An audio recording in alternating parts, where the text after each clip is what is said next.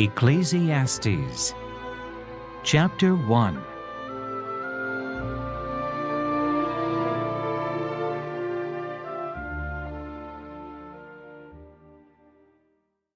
Everything is meaningless.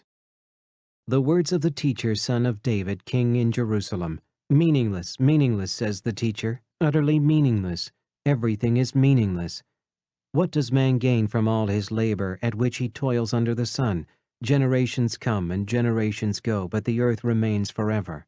The sun rises and the sun sets and hurries back to where it rises. The wind blows to the south and turns to the north.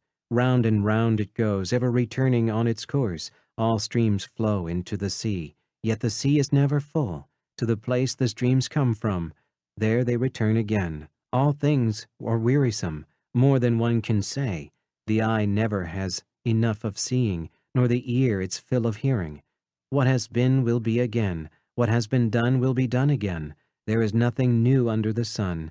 Is there anything of which one can say, "Look, this is something new"? It was here already long ago. It was here before our time. There is no remembrance of men of old, and even those who are yet to come will not be remembered by those who follow. Wisdom is meaningless. I, the teacher, was king over Israel in Jerusalem. I devoted myself to study, to explore by wisdom all that is done under heaven. What a heavy burden God has laid on men. I have seen all the things that are done under the sun. All of them are meaningless and chasing after the wind. What is twisted cannot be straightened. What is lacking cannot be counted.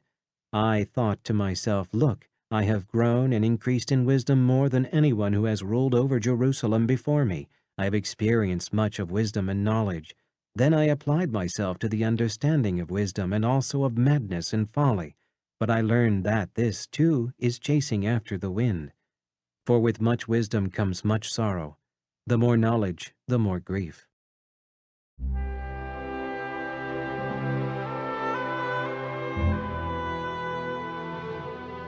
Ecclesiastes Chapter 2.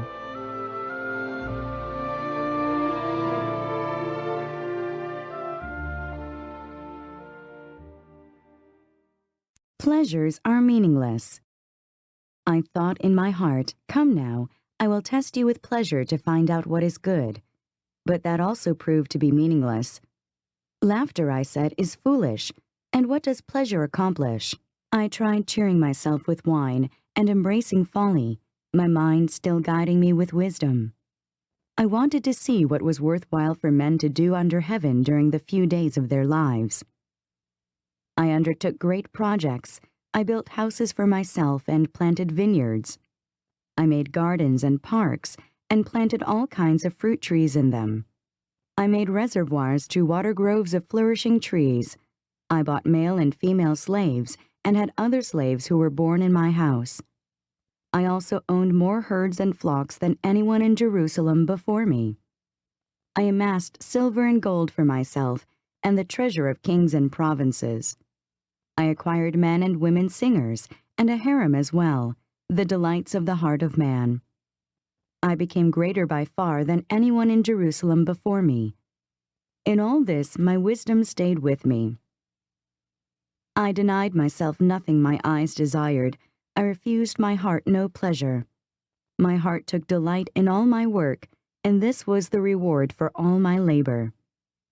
Yet when I surveyed all that my hands had done, and what I had toiled to achieve, everything was meaningless, a chasing after the wind. Nothing was gained under the sun. Wisdom and folly are meaningless. Then I turned my thoughts to consider wisdom, and also madness and folly. What more can the king's successor do than what has already been done? I saw that wisdom is better than folly, just as light is better than darkness. The wise man has eyes in his head, while the fool walks in the darkness. But I came to realize that the same fate overtakes them both. Then I thought in my heart, the fate of the fool will overtake me also. What then do I gain by being wise? I said in my heart, this too is meaningless, for the wise man, like the fool, will not be long remembered. In days to come both will be forgotten. Like the fool, the wise man too must die. Toil is meaningless. So I hated life, because the work that is done under the sun was grievous to me. All of it is meaningless, a chasing after the wind.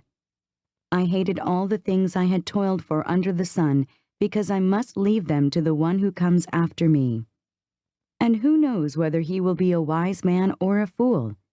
Yet he will have control over all the work into which I have poured my effort and skill under the sun. This too is meaningless. So my heart began to despair over all my toilsome labor under the sun. For a man may do his work with wisdom, knowledge, and skill, and then he must leave all he owns to someone who has not worked for it. This too is meaningless and a great misfortune. What does a man get for all the toil and anxious striving with which he labors under the sun? All his days his work is pain and grief. Even at night his mind does not rest. This too is meaningless.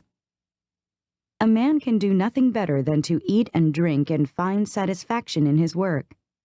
This too, I see, is from the hand of God, for without him, who can eat or find enjoyment?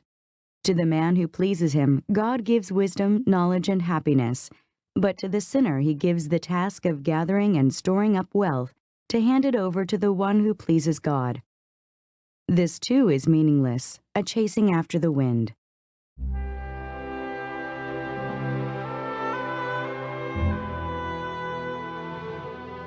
Ecclesiastes, Chapter 3.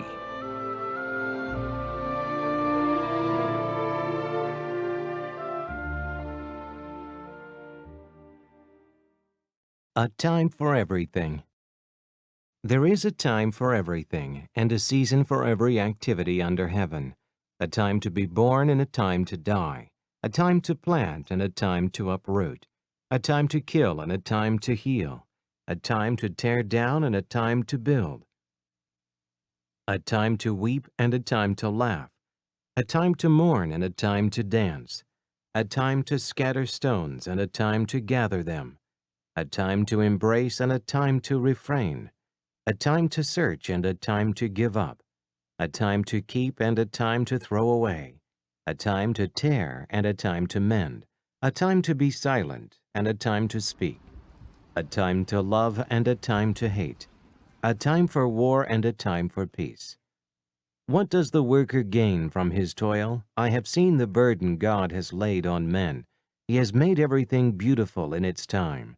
He has also set eternity in the hearts of men, yet they cannot fathom what God has done from beginning to end.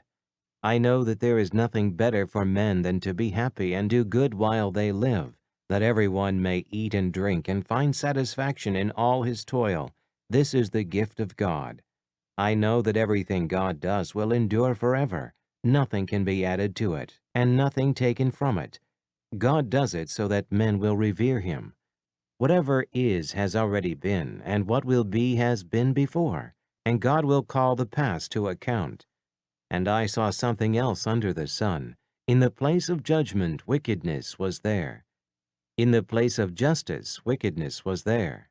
I thought in my heart, God will bring to judgment both the righteous and the wicked, for there will be a time for every activity, a time for every deed. I also thought, as for men, God tests them so that they may see that they are like the animals. Man's fate is like that of the animals. The same fate awaits them both. As one dies, so dies the other. All have the same breath. Man has no advantage over the animal. Everything is meaningless. All go to the same place. All come from dust, and to dust all return. Who knows if the spirit of man rises upward, and if the spirit of the animal goes down into the earth?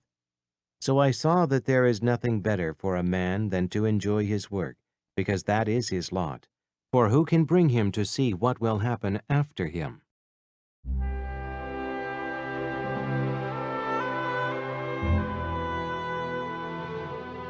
Ecclesiastes, Chapter 4.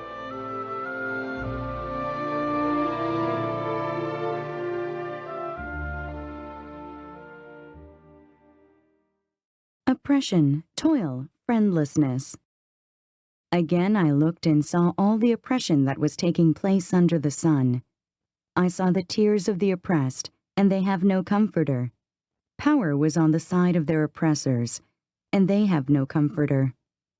And I declared that the dead who had already died are happier than the living who are still alive. But better than both is he who has not yet been, who has not seen the evil that is done under the sun. And I saw that all labor and all achievement spring from man's envy of his neighbor. This too is meaningless, a chasing after the wind. The fool folds his hands and ruins himself.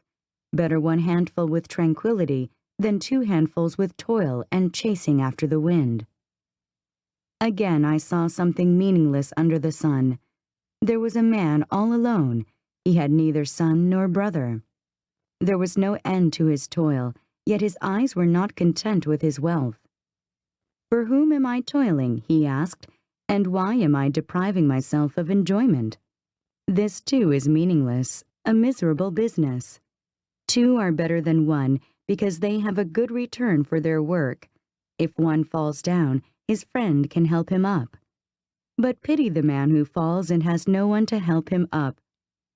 Also, if two lie down together, they will keep warm.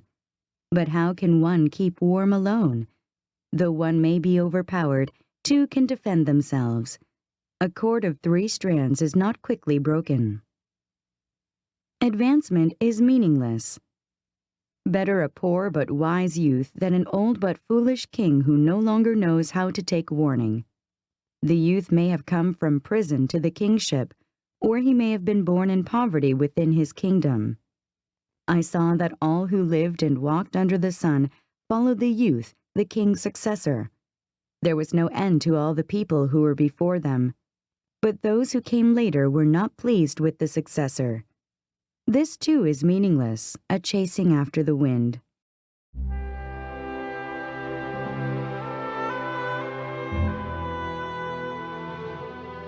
Ecclesiastes, Chapter 5.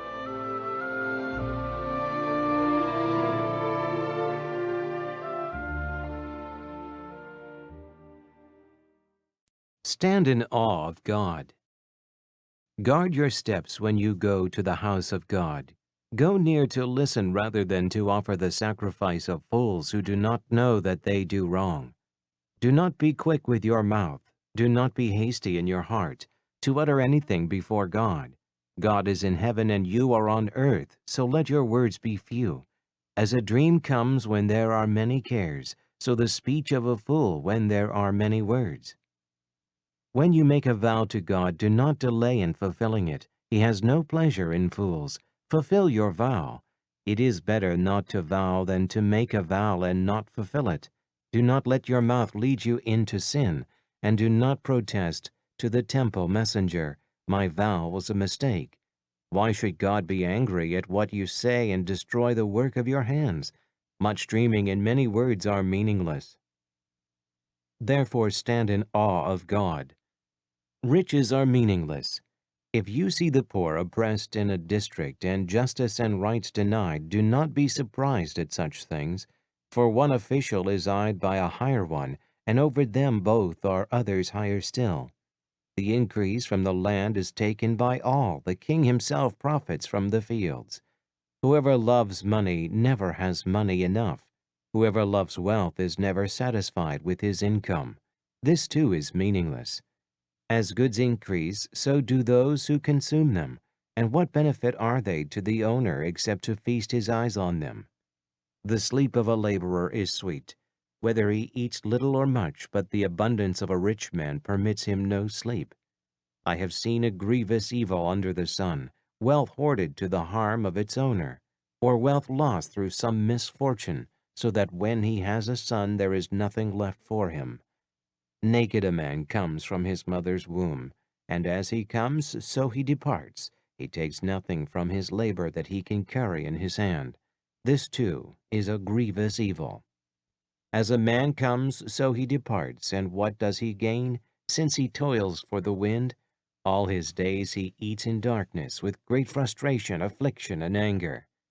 Then I realized that it is good and proper for a man to eat and drink and to find satisfaction in his toilsome labor under the sun during the few days of life God has given him, for this is his lot.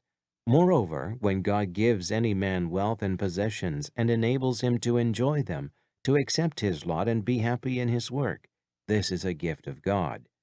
He seldom reflects on the days of his life because God keeps him occupied with gladness of heart.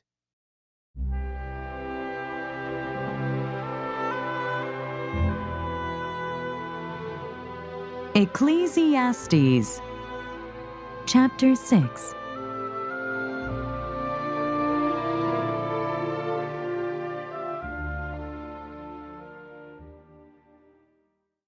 I have seen another evil under the sun, and it weighs heavily on men. God gives a man wealth, possessions, and honor, so that he lacks nothing his heart desires. But God does not enable him to enjoy them, and a stranger enjoys them instead. This is meaningless, a grievous evil. A man may have 100 children and live many years, yet no matter how long he lives, if he cannot enjoy his prosperity and does not receive proper burial, I say that a stillborn child is better off than he. It comes without meaning, it departs in darkness, and in darkness its name is shrouded. Though it never saw the sun or knew anything, it has more rest than does that man, even if he lives 1,000 years twice over, but fails to enjoy his prosperity. Do not all go to the same place? All man's efforts are for his mouth, yet his appetite is never satisfied. What advantage has a wise man over a fool? What does a poor man gain by knowing how to conduct himself before others? Better what the eye sees than the roving of the appetite. This too is meaningless, a chasing after the wind. Whatever exists has already been named, and what man is has been known. No man can contend with one who is stronger than he. The more the words, the less the meaning, and how does that profit anyone? For who knows what is good for a man in life during the few and meaningless days he passes through like a shadow? Who can tell him what will happen under the sun after he is gone?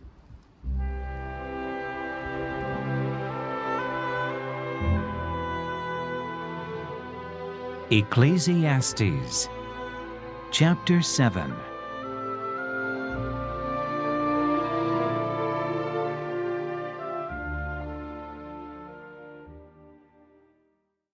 Wisdom. A good name is better than fine perfume, and the day of death better than the day of birth. It is better to go to a house of mourning than to go to a house of feasting, for death is the destiny of every man. The living should take this to heart. Sorrow is better than laughter, because a sad face is good for the heart. The heart of the wise is in the house of mourning, but the heart of fools is in the house of pleasure. It is better to heed a wise man's rebuke than to listen to the song of fools. Like the crackling of thorns under the pot, so is the laughter of fools. This too is meaningless. Extortion turns a wise man into a fool, and a bribe corrupts the heart. The end of a matter is better than its beginning. And patience is better than pride. Do not be quickly provoked in your spirit, for anger resides in the lap of fools. Do not say, "Why were the old days better than these?" For it is not wise to ask such questions. Wisdom, like an inheritance, is a good thing, and benefits those who see the sun. Wisdom is a shelter, as money is a shelter. But the advantage of knowledge is this, that wisdom preserves the life of its possessor. Consider what God has done. Who can straighten what he has made crooked? When times are good, be happy. But when times are bad, consider. God has made the one as well as the other. Therefore a man cannot discover anything about his future. In this meaningless life of mine, I have seen both of these, a righteous man perishing in his righteousness, and a wicked man living long in his wickedness. Do not be over-righteous, neither be over-wise. Why destroy yourself? Do not be over-wicked, and do not be a fool. Why die before your time? It is good to grasp the one and not let go of the other, The man who fears God will avoid all extremes. Wisdom makes one wise man more powerful than 10 rulers in a city.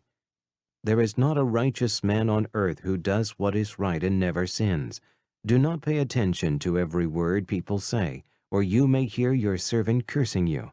For you know in your heart that many times you yourself have cursed others. All this I tested by wisdom, and I said, I am determined to be wise, but this was beyond me. Whatever wisdom may be, it is far off and most profound. Who can discover it? So I turned my mind to understand, to investigate, and to search out wisdom, and the scheme of things, and to understand the stupidity of wickedness, and the madness of folly.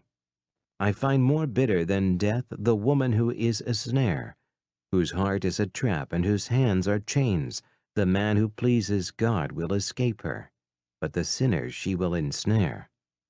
Look, says the teacher, this is what I have discovered, adding one thing to another to discover the scheme of things, while I was still searching, but not finding.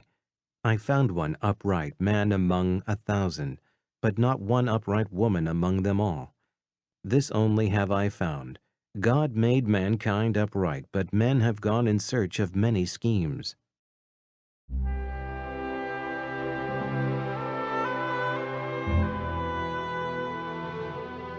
Ecclesiastes Chapter 8.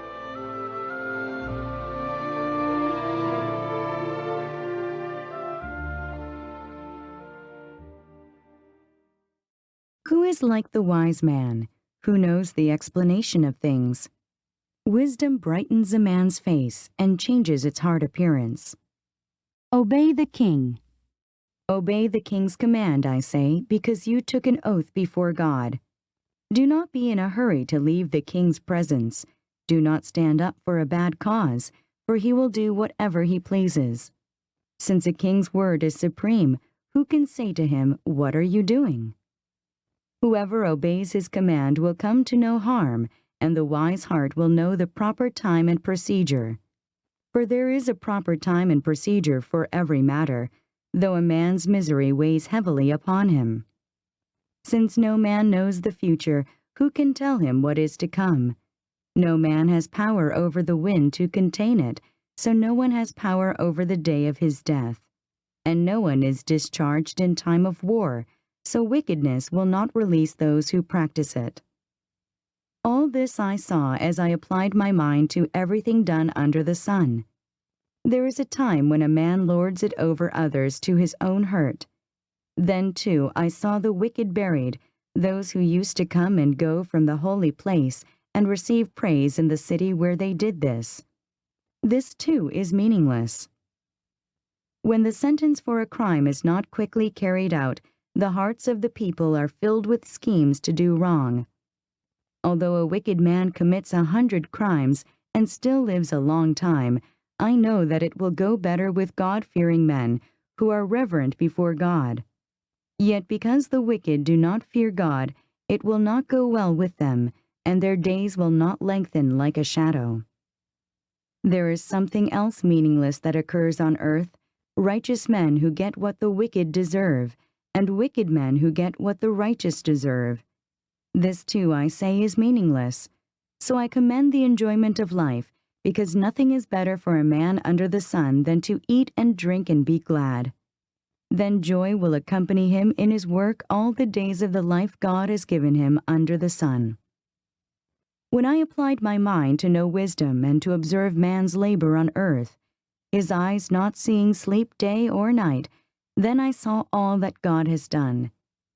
No one can comprehend what goes on under the sun.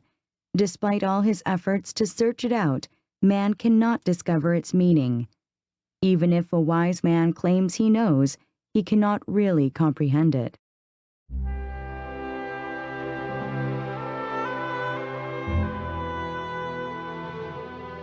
Ecclesiastes Chapter 9.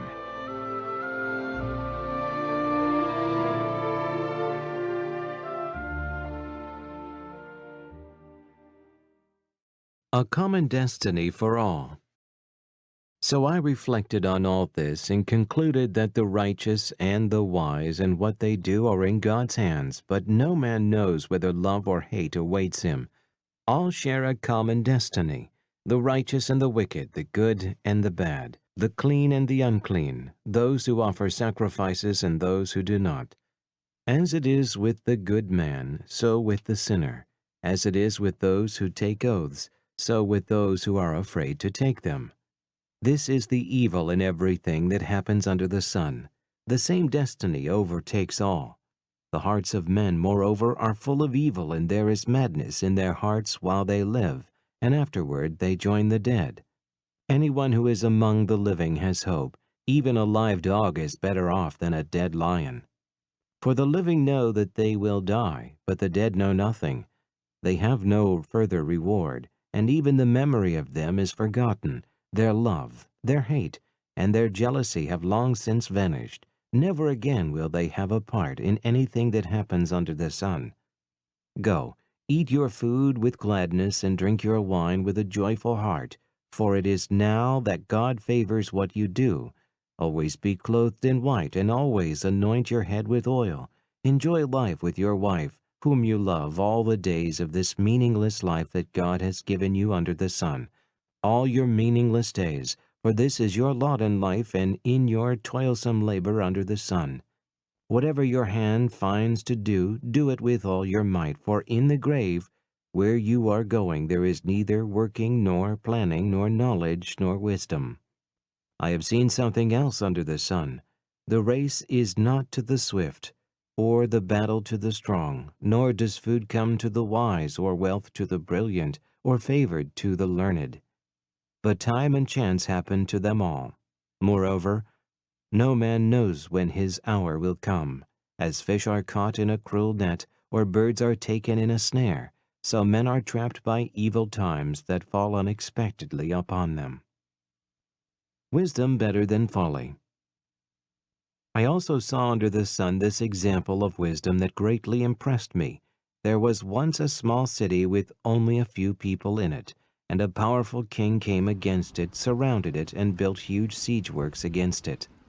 Now there lived in that city a man poor but wise, and he saved the city by his wisdom. But nobody remembered that poor man, so I said, wisdom is better than strength. But the poor man's wisdom is despised, and his words are no longer heeded. The quiet words of the wise are more to be heeded than the shouts of a ruler of fools. Wisdom is better than weapons of war, but one sinner destroys much good.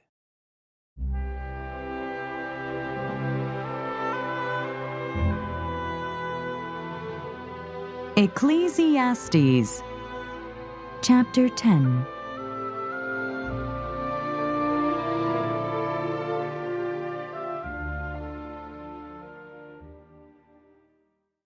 As dead flies give perfume a bad smell, so a little folly outweighs wisdom and honor. The heart of the wise inclines to the right, but the heart of the fool to the left. Even as he walks along the road, the fool lacks sense, and shows everyone how stupid he is. If a ruler's anger rises against you, do not leave your post. Calmness can lay great errors to rest. There is an evil I have seen under the sun, the sort of error that arises from a ruler. Fools are put in many high positions, while the rich occupy the low ones. I have seen slaves on horseback, while princes go on foot like slaves. Whoever digs a pit may fall into it. Whoever breaks through a wall may be bitten by a snake. Whoever quarries stones may be injured by them. Whoever splits logs may be endangered by them. If the axe is dull and its edge unsharpened, more strength is needed, but skill will bring success. If a snake bites before it is charmed, there is no profit for the charmer. Words from a wise man's mouth are gracious, but a fool is consumed by his own lips. At the beginning his words are folly, at the end they are wicked madness, and the fool multiplies words. No one knows what is coming. Who can tell him what will happen after him? A fool's work wearies him. He does not know the way to town. Woe to you, O land whose king was a servant, and whose princes feast in the morning. Blessed are you, O land whose king is of noble birth, and whose princes eat at a proper time, for strength and not for drunkenness. If a man is lazy, the rafters sag. If his hands are idle, the house leaks. A feast is made for laughter, and wine makes life merry, but money is the answer for everything. Do not revile the king even in your thoughts, or curse the rich in your bedroom, because a bird of the air may carry your words, and a bird on the wing may report what you say.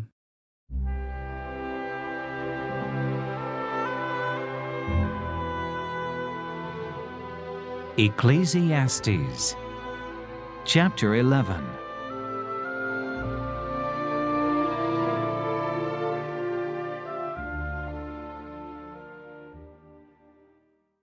Bread upon the waters.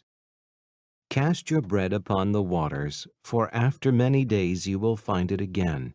Give portions to 7, yes, to 8, for you do not know what disaster may come upon the land. If clouds are full of water, they pour rain upon the earth. Whether a tree falls to the south or to the north, in the place where it falls, there will it lie. Whoever watches the wind will not plant. Whoever looks at the clouds will not reap. As you do not know the path of the wind or how the body is formed in a mother's womb, so you cannot understand the work of God, the maker of all things. Sow your seed in the morning, and at evening let not your hands be idle. For you do not know which will succeed, whether this or that, or whether both will do equally well. Remember your Creator while young. Light is sweet, and it pleases the eyes to see the sun.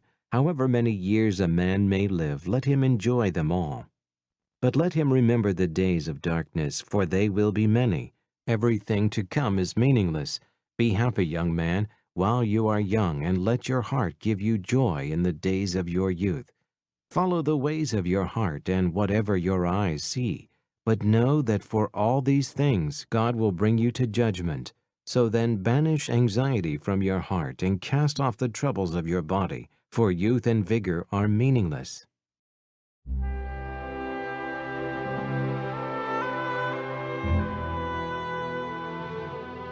Ecclesiastes, Chapter 12.